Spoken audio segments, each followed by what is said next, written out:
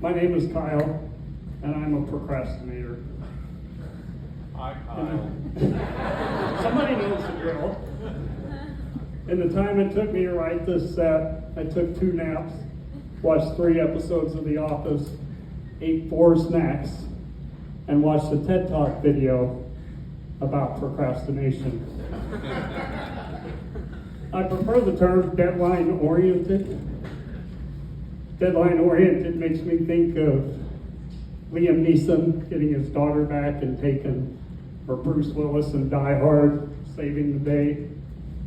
If I'd come out here and said, I'm Kyle and I'm deadline-oriented, you would have thought that was pretty cool, right?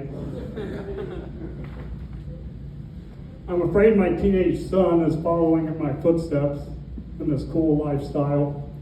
He's been talking about getting his first job for a year now. But he always decides to wait until after he gets back from a trip or after the holidays. I've been meaning to talk to him about that. But I'm going out of town next week. And Labor Day's coming up. Saw a woman procrastinating at the gym recently. She came in and signed up for a new membership. The employee said, okay, you're all set. Enjoy your workout. And she just froze. Like this was the first time she realized she would actually have to work out. She offered some excuses about not having the right outfit and needing to pick up her kids. I'll come back tomorrow, she said. Tomorrow, the favorite word of a procrastinator. I do enjoy going to the gym and working out, but it does weird things to my mind sometimes. I heard about the runner's high for years and always thought it was a hoax. But recently I was on the treadmill, looked up at a commercial on the TV, and thought it looked like the most delicious food I had ever seen. I watched till the end of the commercial to see what it was, figuring I might pick it up on my way home for dinner. Folks, it was gourmet dog food.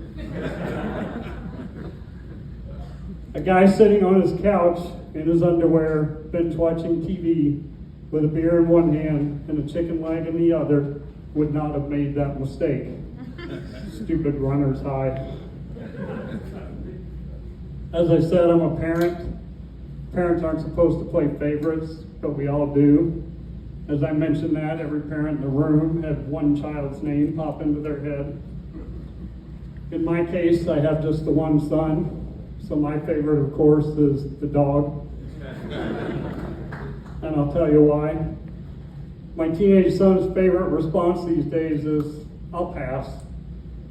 Ask him if he wants to go hiking on Saturday. I'll pass. Ask him if he wants to go to the Rockies game. I'll pass. Ask him how school's going. I'll pass. You get the idea. The dog is my favorite because he never passes. The dog is ready to go anywhere to do anything at any time. I do think that my brother was actually my parents' favorite.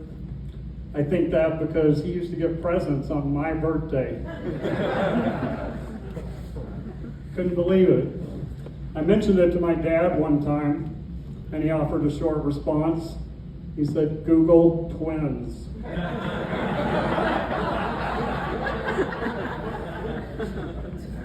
My brother and I are very different, despite the fact that we're twins. During his midlife crisis, he bought a Harley. During mine, I bought a sailboat. So now he's out on the open road, looking like Dennis Hopper in Easy Rider, while I'm out on the water, looking like John Candy from Summer Rental.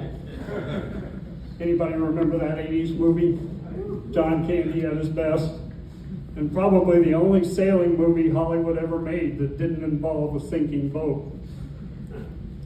People are afraid to go sailing these days, and I blame Hollywood for that. And if you don't believe me, here are the titles of some of the great sailing movies from the last 30 years. Hell or High Water, Adrift, Dead Calm, White Squall, and my personal favorite, All is Lost.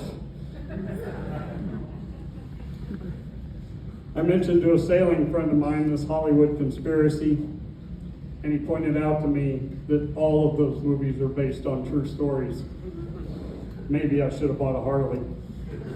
Thank you, you've been great.